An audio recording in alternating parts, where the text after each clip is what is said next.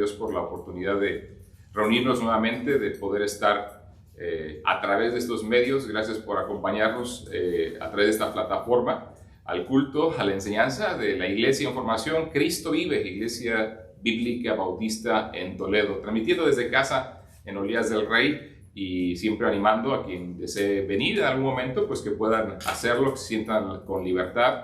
En casa nos reunimos en calle La Rosa número 3, pero en Toledo, en la calle Berna número 1, que es sobre Avenida Europa, en el edificio Iberdrola, en la primera planta. Próximo 19 de febrero tenemos nuestra reunión, así que les animamos también a estar con nosotros, y gracias por estar con nosotros. Seguimos orando los unos por los otros. Oramos por la gente que en el otro lado del Atlántico están padeciendo de esta enfermedad que ha azotado a todo el mundo. Amigos y hermanos, estamos orando por ustedes, y también por los que aquí de este lado han estado malitos también por este problema. Hoy seguimos con nuestra serie de estudios sobre el Evangelio de Juan. Recuerden que el Evangelio de Juan fue escrito con el propósito para que creamos que Jesús es el Hijo de Dios, y para que creyendo tengamos vida en su nombre. Y hemos decidido tomar este Evangelio para justamente ayudarnos a entender lo que significa realmente creer en Jesucristo, a creer en Él para tener la vida que Él ofrece, la salvación, la vida eterna. Y de verdad, una de las cosas que en nuestro corazón, en nuestro anhelo, en nuestro deseo en el alma, es que muchos puedan no solo escuchar, sino responder a lo que el Señor en su palabra nos presenta para poder estar bien con Él.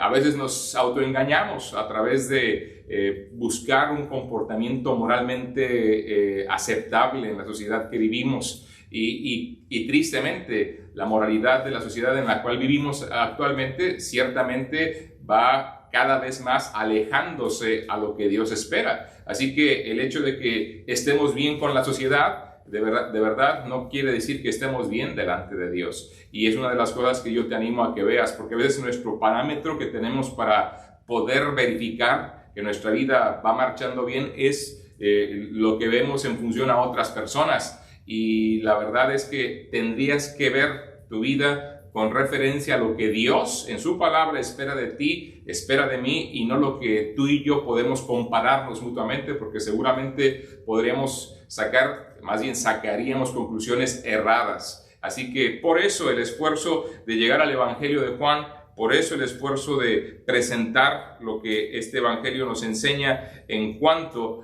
a creer para vida. Y hay que remarcar esto. La Escritura primero lo encierra todo bajo la condenación al ver que la ley nadie de nosotros la podemos cumplir.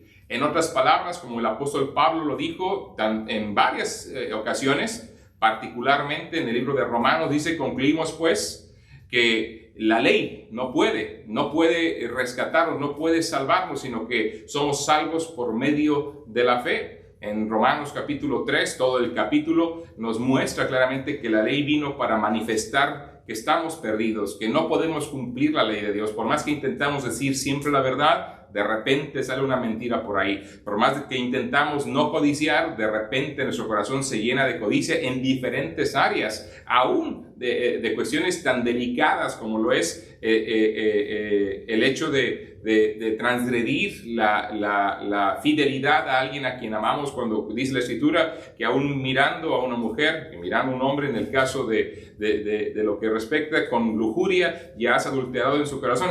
En tu corazón, entonces vemos en la Escritura que la ley encierra todo bajo el juicio de Dios, porque somos pecadores. Y dice Romanos 3:23, por cuanto todos pecaron y están destituidos de la gloria de Dios. Ahí está la gravedad del pecado. Aún en Efesios 2:8 y 9 dice: porque por gracia sois salvos por medio de la fe, y esto no de vosotros, pues es don de Dios, no por obras, para que nadie se gloríe. Porque nuestras obras son insuficientes, porque nuestras obras traerían gloria a nosotros, y la salvación pertenece a Dios. Él es quien salva, no nosotros a nosotros mismos.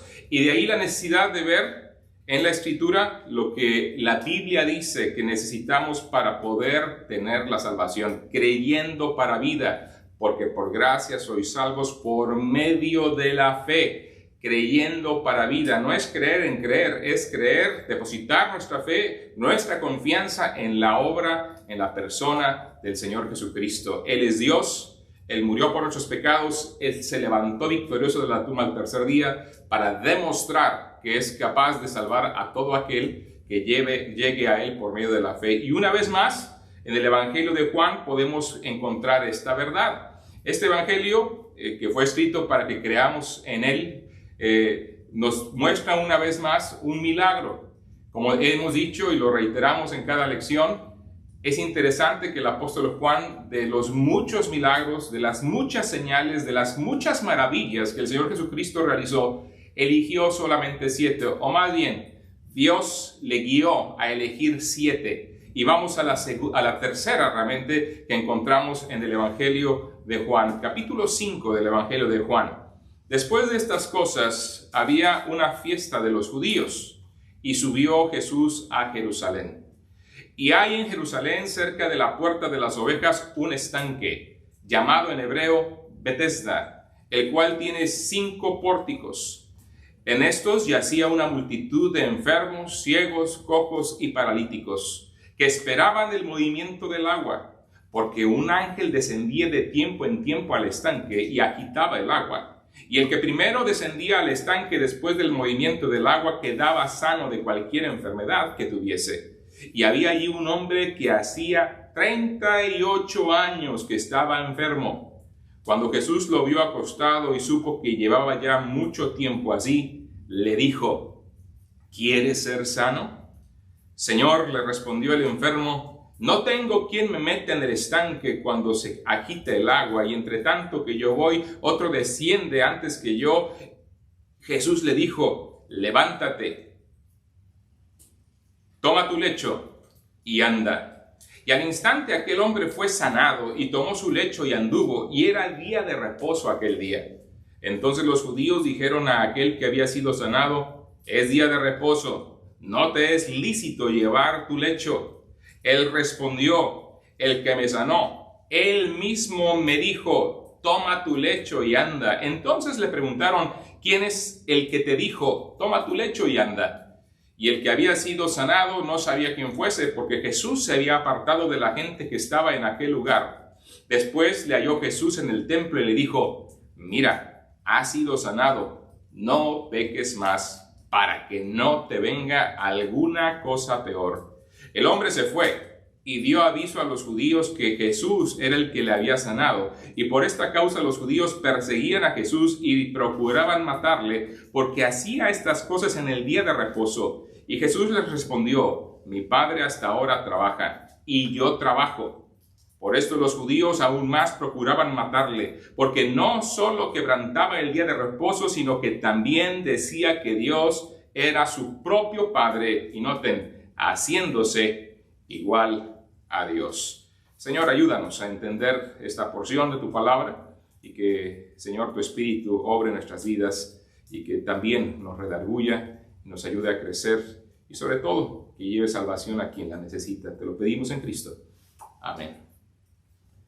¿Se dan cuenta? Es uno de esos milagros, y bueno, tenemos que decirlo, este tercer milagro que el Señor realiza, o más bien que es registrado en el Evangelio de Juan, de los muchos que el Señor hizo, es el primer milagro que se hace, digámoslo así, de manera pública. Los 2 anteriores fueron un tanto más privados. Fue cuando el Señor convirtió el agua en vino y que su madre y los sirvientes sabían del milagro, y también sus discípulos.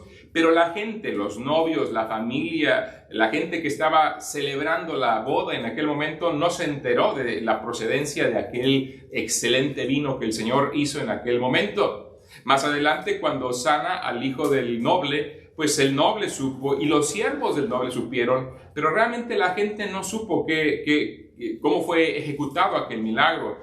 Es más, el Señor ni siquiera descendió a la casa de aquel noble para sanar a su hijo, sino simplemente le sanó en la distancia. Pero cuando llegamos al capítulo 5 encontramos a un Señor Jesucristo que va directamente al lugar donde había muchos enfermos, a este estanque de Betesda, para estar entre ellos, y ahí, delante de toda esa multitud de gente con gran necesidad, elige a un varón que tenía 38 años que estaba enfermo, para sanarle. Ahora, esto es de llamar la atención, porque obviamente ya nos remarca un poquito el asunto de la gracia que Dios y la misericordia que Él estaba impartiendo. No es un asunto, siempre la gente a veces cuestiona y dice, ¿por qué razón el Señor, teniendo el poder, no sanó a todo mundo? Es obvio que Él estaba cumpliendo su propósito. Es natural que Él estaba en un proceso en el cual estaba dándose a conocer y estaba haciendo obras que daban crédito a que Él era quien dijo ser, y como una vez más lo reitera, Él es igual al Padre, Él es Dios mismo, y los judíos lo entendieron, y las obras que hacía iban con ese propósito concretamente. Ahora, Él no vino a sanar a todo mundo, Él no vino a dar salud física a todo el mundo, Él vino a salvar al mundo. Es a lo que Él vino, y aún no todo el mundo es salvado. No porque Dios no quiera, no porque el Señor Jesucristo no quiera. Es más, ahí mismo en Juan capítulo 3, claramente el Señor nos subraya que el Hijo del Hombre, el Hijo de Dios, no vino al mundo para condenar al mundo, sino para salvar al mundo, en el versículo 17 del capítulo 3. Su anhelo es la salvación, y aún en el 16 que es tan conocido de Juan capítulo 3, porque de tal manera amó Dios al mundo que dio a su Hijo unigénito para que todo aquel que en él cree no se pierda, mas tenga vida eterna. Y la Escritura, podríamos subrayar una y otra vez pasajes donde hablan del anhelo, del deseo, de la voluntad de Dios para salvar al ser humano. Lamentablemente, es el hombre el que no quiere responder a la invitación de salvación, porque el hombre es responsable de arrepentimiento, porque el hombre es responsable de simplemente creerle al Señor. No es que haga algo, no es que tenga una obra pendiente, simplemente que de verdad, lo decimos figurativamente, lo decimos, si tú quieres, poéticamente, que le abramos el corazón. En otras palabras, que le brindemos toda nuestra confianza, si quieres serlo más claro. Que a veces de repente se critica el hecho que utilicemos frases como estas para dar a entender o intentar comunicar lo que implica creer. Ábrele el corazón, que es una frase idiomática así, porque nadie va a tomar un cuchillo y abrir, obviamente sería absurdo eso, pero estamos hablando de darle y brindarle al Señor toda nuestra confianza. Y lamentablemente muchas veces la gente no alcanza a ver esa realidad. Jesús venía como el Cordero de Dios para quitar el pecado del mundo, no solamente de algunos cuantos, pero esos muchos que están dándole la espalda siguen en su pecado. No quieren llegar a tener ese encuentro con Cristo que les llevaría a quitar ese pecado, les llevaría a ser transformados y ser declarados justos en Cristo Jesús. La realidad está en que leer este milagro nos arroja varias cosas. Un asunto que quiero nada más mencionar para también fortalecer a aquellos que de repente dudan en la credibilidad de las Escrituras y subrayan supuestas contradicciones o situaciones que sobre todo han surgido en tiempos más modernos con la aparición de algunos manuscritos por ahí. Por ejemplo, en el versículo 3 y 4, cuando dice la Escritura ahí, en estos yacía una multitud de enfermos, ciegos, cojos y paralíticos que esperaban el movimiento del agua. Hay algunos algunos manuscritos que omiten el versículo 3 y también, o la última parte, perdón, del versículo 3 y todo el versículo 4, porque un ángel descendía de tiempo en tiempo al estanque y agitaba el agua, y el que primero descendía al estanque después del movimiento del agua quedaba sano de cualquier enfermedad que tuviese. Muchos literalmente quitan el versículo 4 y la última parte del versículo 3, diciendo que los manuscritos más fiables no los tienen, o los más antiguos, según ellos, que han aparecido curiosa y misteriosamente recientemente, bueno, en un tiempo más contemporáneo, por ahí de 1860 hacia acá. Ahora, el asunto es la pregunta es esta.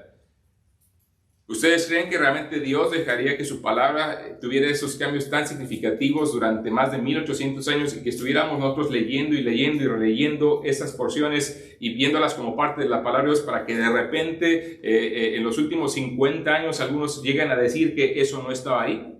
Pero eso sería nada más una mera inferencia, una mera conclusión humana, si tú lo quieres. Pero déjame decirte algo que puede ayudarte a darte cuenta que la Escritura misma nos corrobora este hecho. Versículo 7, que a esto sí aparecen en todos los manuscritos. Señor, le respondió el enfermo, no tengo quien me meta en el estanque cuando se agita el agua, y entre tanto que yo voy, otro desciende antes que yo. Quítale el versículo 4 y el final del 3 y esa frase no tiene ningún sentido.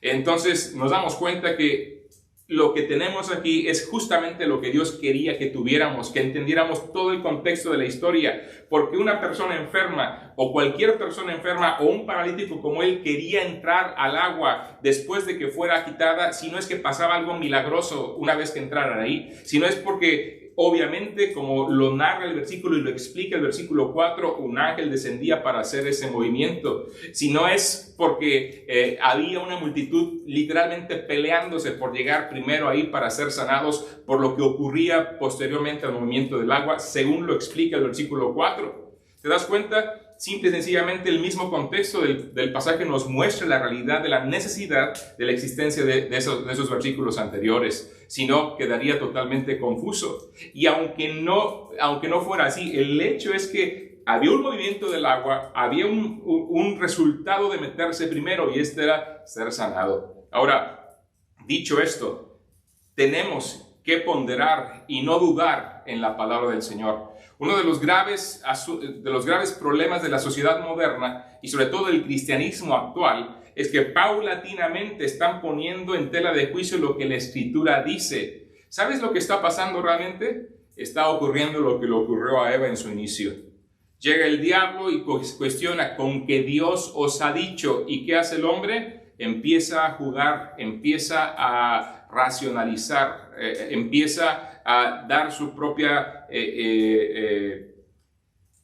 ingenio, lo empieza a aplicar ahí en el sentido de no aceptar lo que Dios dice, sino intentar encontrar una explicación personal para las cosas, en vez de simple y sencillamente confiar en lo que Dios ya ha demostrado a lo largo de los siglos, no de un año, no de una ocasión, de los siglos, a través de millones de personas, la transformación, la salvación, la certeza, la paz, la guía que da la palabra del Señor, y que Él lo ha demostrado sin lugar a dudas.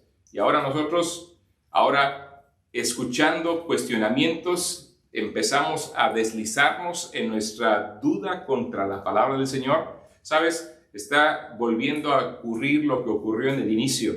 Dudamos de la palabra de Dios, dudamos del Señor, no obedecemos a la palabra, nos extraviamos del camino correcto y nos alejamos del Señor. El diablo está logrando lo que es su cometido: destruir la obra de Dios, destruir lo que le recuerda a Dios e intentar seguir imponiendo su reino, que, como sabemos según la Escritura, será terminado en un solo golpe. Ahora, algo tremendo que una de las enseñanzas que aprendemos de este pasaje en primera instancia es que, primero que nada, el pecado genera muchos trastornos en el mundo, en todo el mundo.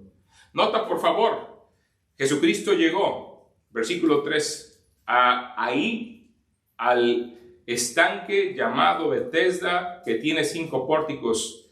En estos yacía una multitud de enfermos, ciegos, cojos, paralíticos. ¿Te das cuenta? Ahora, no nos gusta a veces subrayar mucho este hecho, pero la realidad es que el pecado genera ese tipo de trastornos y es la causa del mal en el mundo. Es lo que ha generado todo lo que nos duele, todo lo que trae miseria, todo lo que trae desgraciadamente problemas al ser humano. A veces el ser humano quiere echarle la culpa a Dios, y aún algunos han encontrado la manera de culparlo de manera indirecta, diciendo que Él lo permite, pero realmente el Señor no tiene parte, porque Él no es quien tienta a nadie, ni Él es la fuente de ningún pecado, porque en Él no hay absolutamente ningún pecado. Es el ser humano que ha tomado sus propias decisiones para rebelarse con Dios y después sufrir las consecuencias de las decisiones que hemos tomado. El Señor le dijo a Adán y a Eva desde el mero inicio que no comieran del árbol de la ciencia del bien y del mal, porque el día que de él comiesen, ciertamente morirían. Y precisamente toda esta gama de enfermedades y de problemas que son descritos en tan solo ese versículo atienden sencillamente al simple y sencillo hecho de que son las consecuencias propias del pecado del ser humano.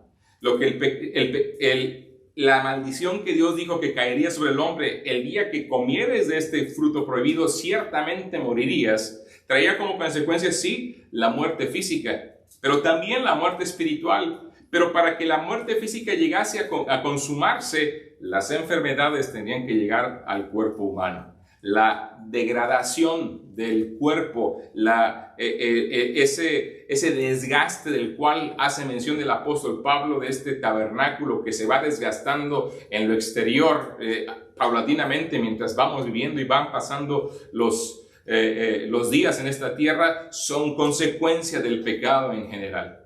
El pecado entró al mundo por un hombre y por el pecado la muerte, así la muerte pasó a todos los hombres por cuanto todos pecaron, dice el Romanos capítulo 5 versículo 12. Tanto la muerte física como la muerte espiritual, tanto la degradación de este cuerpo, esta carne que con el paso del tiempo se va lacerando, se va dañando y las enfermedades van haciendo su parte para llevarnos otra vez al polvo, porque como dijo el Señor, del polvo fuimos tomados, al polvo volveremos. Una de las leyes inexorables del ser humano, todo lo que nace, todo lo que vive, un día tiene que morir. Morimos, digámoslo así, cada día. Y fíjense, he escuchado que alguien lo maneja así. Las estadísticas son infalibles. De 10 personas en el mundo, 10 mueren. Esto ocurre siempre. No hay un cambio, no hay un porcentaje menor, no hay ni siquiera uno mínimo. De 10 personas, de 100 mueren. O sea, ese es simple y sencillamente las consecuencias naturales de nuestra propia maldad.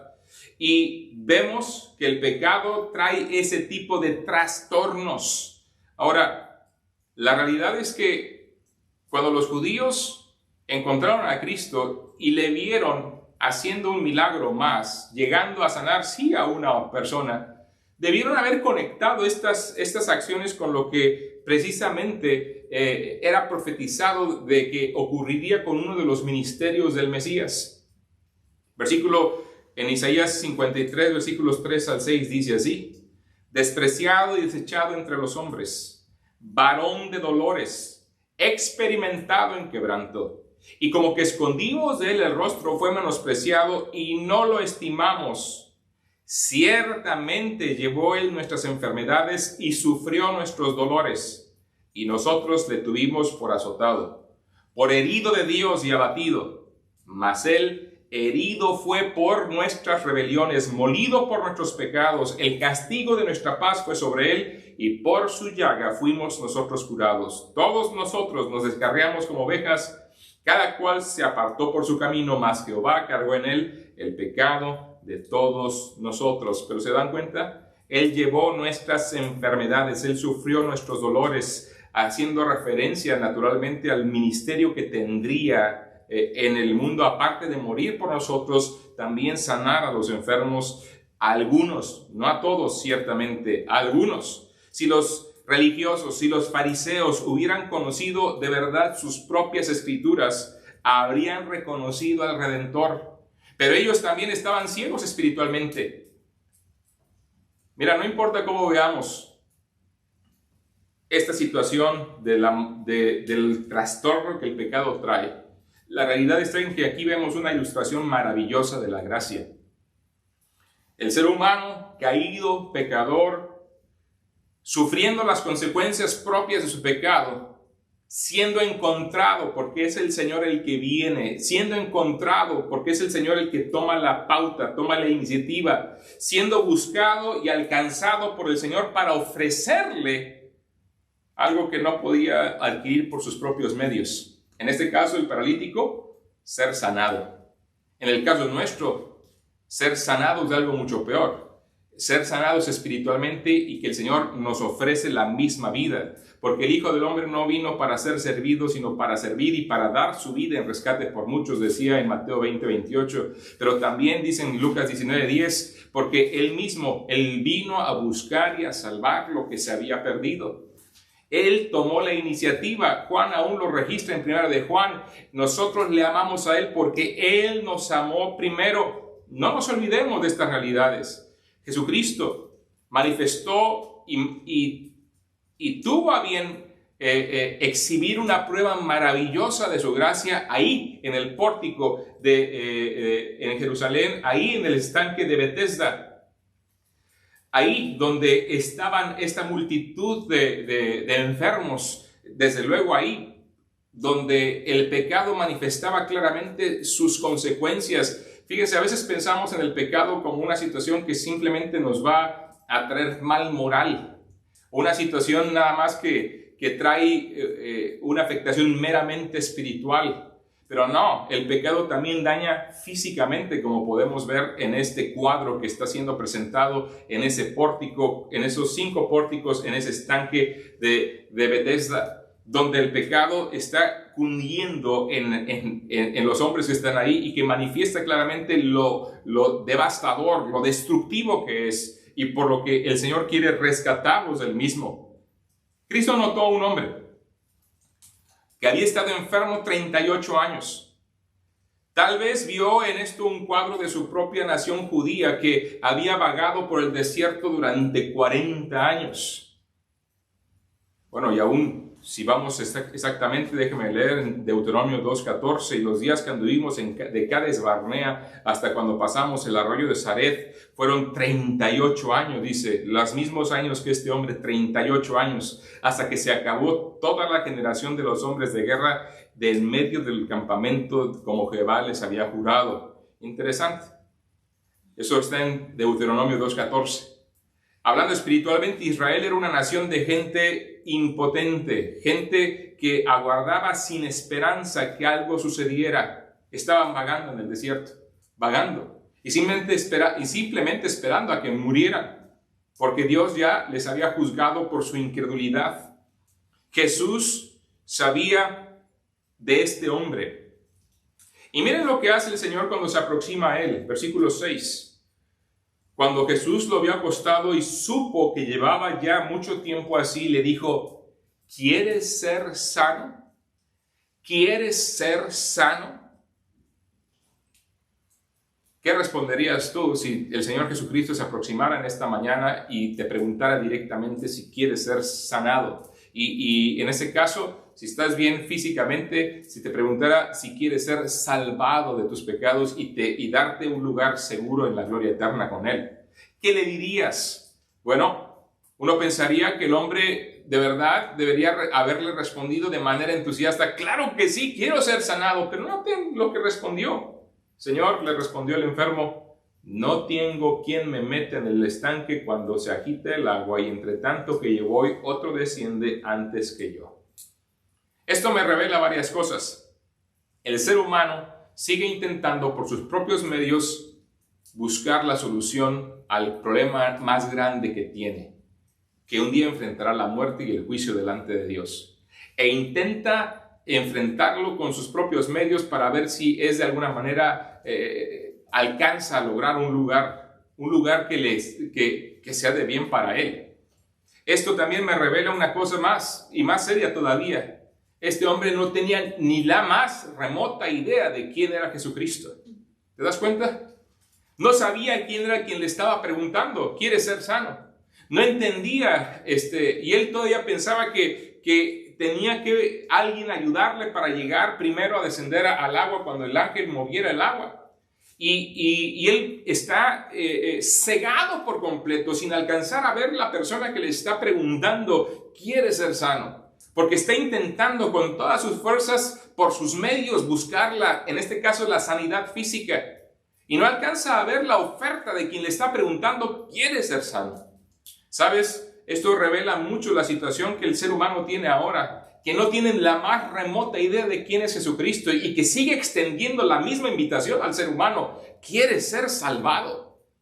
No entienden del maravilloso amor de Dios que se manifestó en la cruz. No entienden de esa muerte vicaria donde Dios castigó a su propio Hijo, derramó su ira porque había puesto de manera milagrosa nuestros pecados en su propio cuerpo, para que tú y yo no tuviéramos que sufrir la condenación que Él sufrió, el juicio que Él sufrió en la cruz. El pecado estaba siendo juzgado en la cruz y Cristo estaba padeciendo el juicio que tú y yo merecíamos.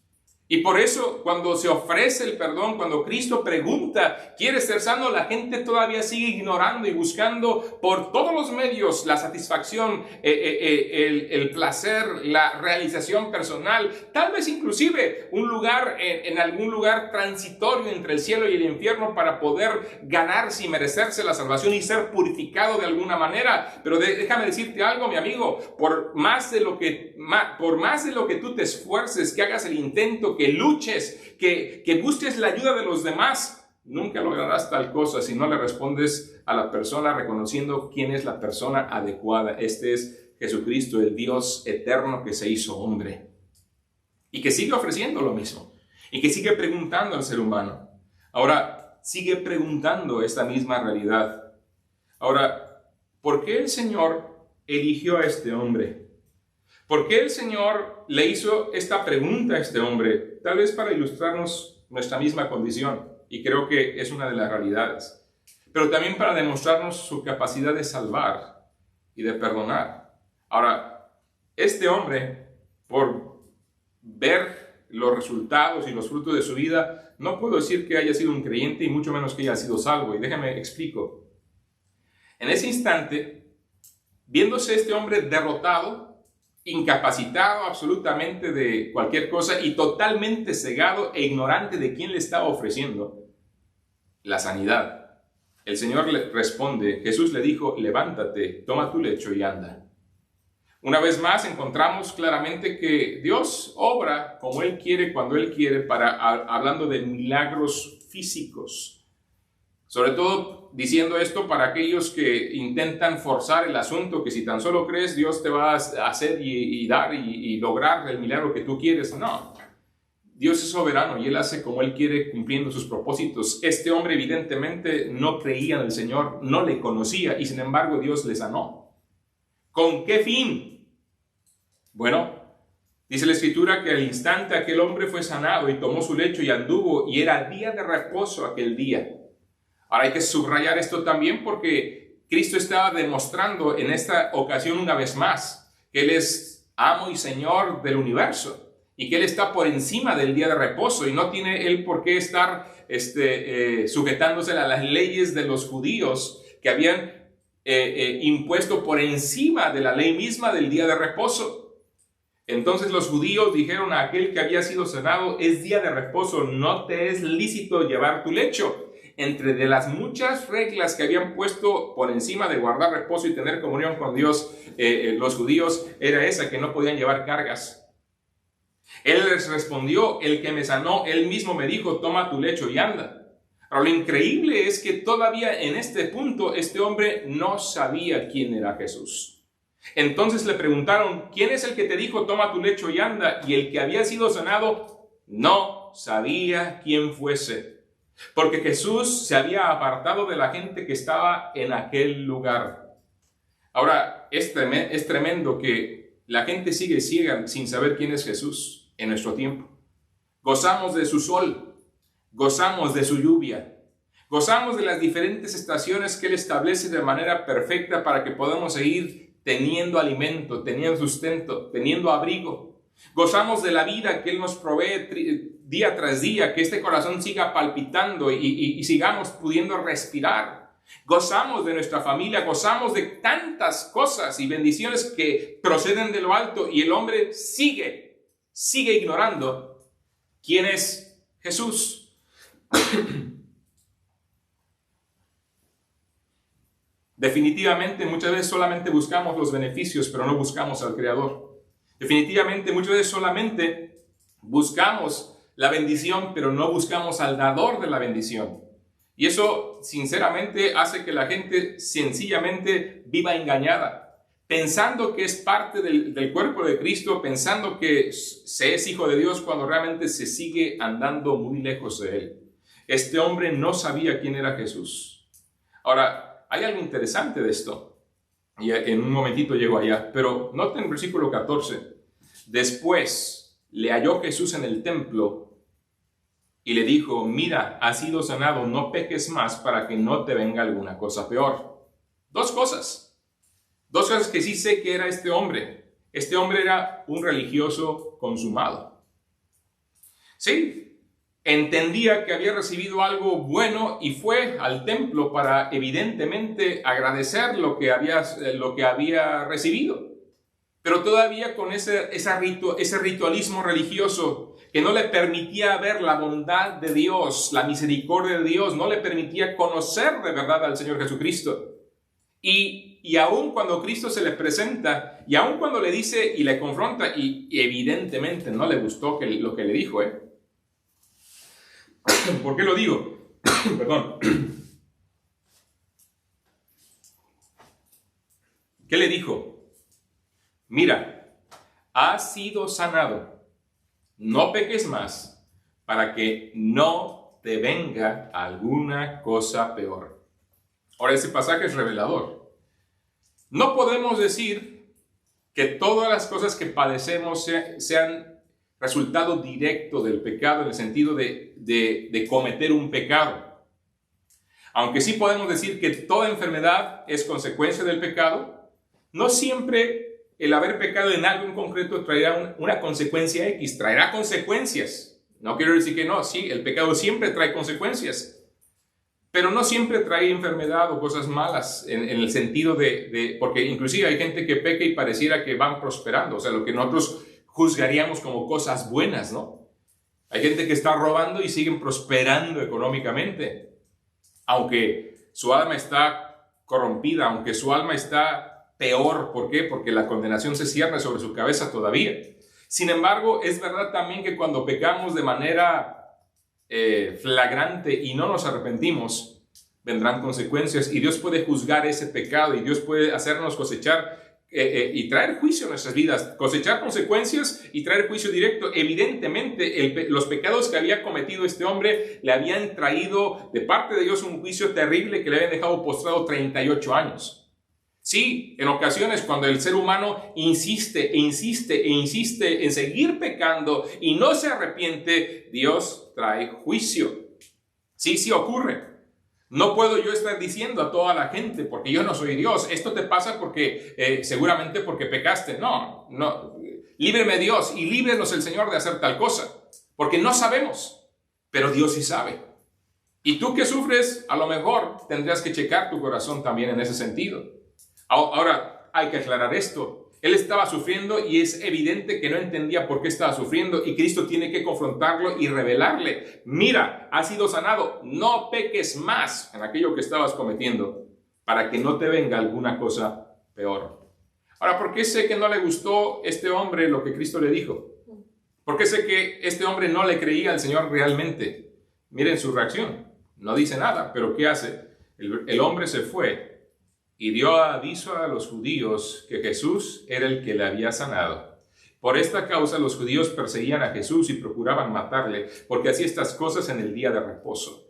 Me llama mucho la atención varias cosas. Primero, que esta persona, en vez de reaccionar de manera humilde, decir: Señor, gracias por haberme sanado, y sí, gracias por recordarme o por señalarme la causa de mi enfermedad, había sido este pecado. Me arrepiento de verdad y buscaré vivir para ti el resto de mi vida. En vez de reaccionar correctamente, va con los enemigos del Señor para echarle más leña al fuego.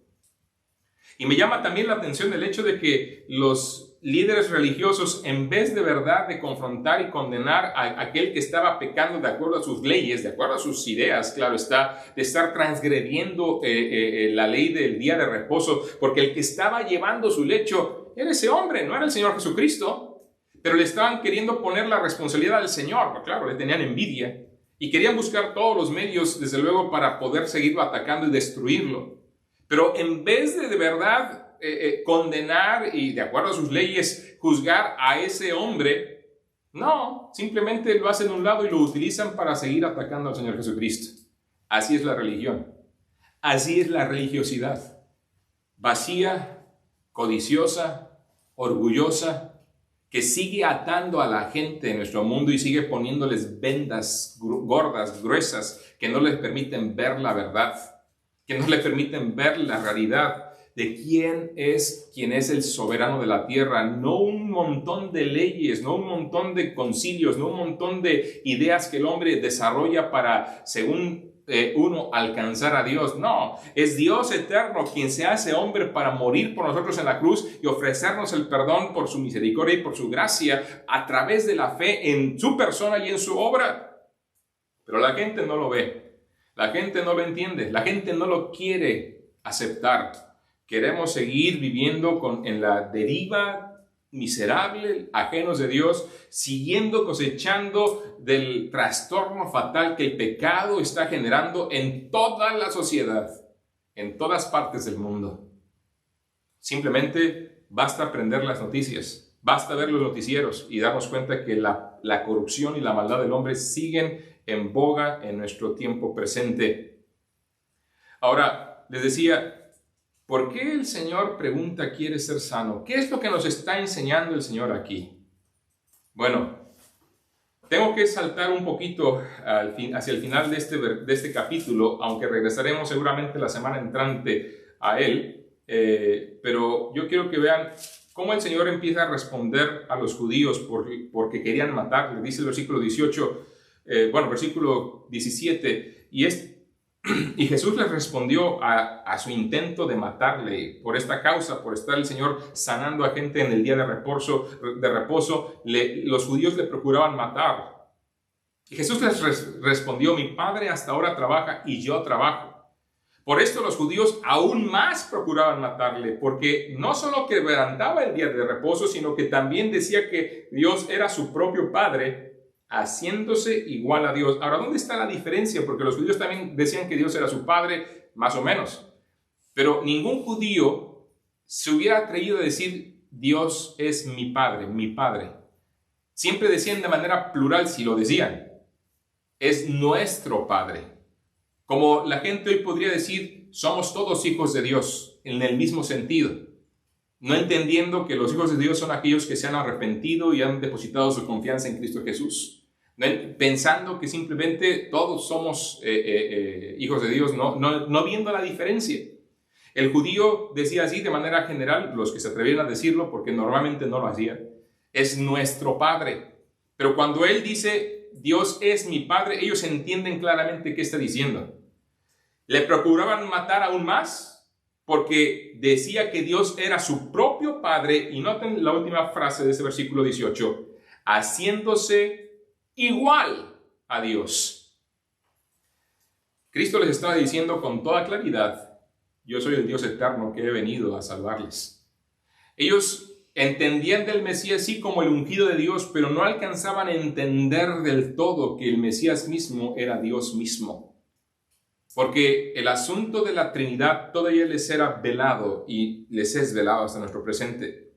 Pero, ¿por qué el Señor le preguntó a este hombre, ¿quieres ser sano? Creo que ilustra justamente lo que él está intentando hacer con su nación y aún con todo el ser humano. Está intentando manifestar quién es él, está demostrando con sus credenciales quién es él y qué puede hacer él, salvar y perdonar. Y lo único que pide es que acudamos a él con nuestra fe. Y eso lo está ilustrando en este cuadro. Porque aún en el versículo siguiente, más adelante, miren, capítulo 6, versículo 37 en adelante. También el Padre que me envió ha dado testimonio de mí. Está hablando el Señor Jesucristo. Nunca habéis oído su voz, ni habéis visto su aspecto, ni tenéis su palabra morando en vosotros, porque a quien Él envió, o sea, Él mismo, vosotros no creéis. Escudriñad las Escrituras, porque a vosotros os parece que en ellas tenéis la vida eterna, y ellas son las que dan testimonio de mí. Versículo 40. Y no queréis venir a mí para que tengáis vida. ¿Quieres ser sano? Él sí quiso ser sano, pero nada más. Solamente quería la salud física, no la espiritual. Y el Señor está ofreciendo no solamente la salud física en este sentido, sino está ofreciendo realmente la salud espiritual. Y aún les confronta a los fariseos y les dice, ustedes escudriñan las Escrituras porque creen que realmente ahí tienen la verdad y la vida eterna. Y ellas precisamente son las que dan testimonio de mí. Ellos deberían poder conectar las obras de Cristo como las credenciales del Mesías, del Dios con nosotros, con Él. Deberían de haber podido, pero no lo hacían. ¿Por qué? porque no querían acudir a Él para tener la vida. Qué triste, qué lamentable que quien más conoce a veces es el que más se cierra. Pero yo quisiera invitarte y animarte a que no te ocurra lo mismo. Porque la pregunta y la invitación sigue vigente. Porque el anhelo de Cristo sigue latente y sigue expresando: ¿quieres venir a mí? ¿Quieres confiarme tu vida? Yo he hecho todas estas cosas, todos los milagros, toda su muerte y sobre todo su resurrección, para demostrarte que Él es digno de toda nuestra confianza. Para mostrar a todo el mundo que hay genuino amor de parte de Dios, porque Él no quiere que ninguno perezca, sino que todos procedan al arrepentimiento. Para seguir invitando a que le confiemos, que depositemos nuestra confianza en su obra y en su persona para que Él nos dé vida. Que no te ocurra lo que a los fariseos, que no quieren venir a Él, acudir a Él para tener vida, sino que tú puedas responder: sí, Señor, sí quiero. Que no te ocurra como al paralítico de Betesda, que quería solamente el beneficio de la salud temporal, sin darse cuenta que la mayor necesidad que tenía en su vida era la salud espiritual. No supo nunca quién realmente era Jesús. No confió en Él, evidentemente, no lo vemos en la Escritura. Gozó del beneficio de la salud física que Dios le estaba dando, pero nunca llegó de verdad a conocerle y a seguirlo. Nunca respondió a ese quiere ser salvo de manera espiritual. No busques a Dios por el beneficio circunstancial que te pudiera dar hoy. Podría ser mucho, podría ser poco. Siempre es mucho, quiero decirte. Pero busca al Señor para conocerlo a Él y que con arrepentimiento llegues y le confíes tu destino eterno a quien puede darte un lugar por la eternidad con Él. La certeza del perdón, la certeza de la salvación. ¿Y por qué lo decimos? Y una vez más lo repito. Porque solo Jesucristo murió en la cruz del Calvario. Solo Él de manera milagrosa tomó nuestros pecados y los puso en su cuerpo. Solo a Él ajustició el Padre, emitiendo todo su juicio contra nuestro pecado que fue puesto milagrosamente en su cuerpo. Solo Él se levantó victorioso de la tumba el tercer día para darnos perdón y salvación. Y por eso solo Él puede ofrecerte: ¿quieres ser salvo? Solo Él. Y salvarte si le dices que sí y acudes a Él por medio de la fe. Te animo a que lo hagas en este día. Que le pidas perdón, que le pidas salvación. Y gózate de conocer y empezar a conocer de verdad al Dios eterno que se hizo hombre para morir y levantarse victorioso de la tumba al tercer día y darnos esperanza. Quiero animarlos en esta mañana a cantar con nosotros un himno. Y así cerrar este estudio de esta mañana. La semana entrante seguiremos profundizando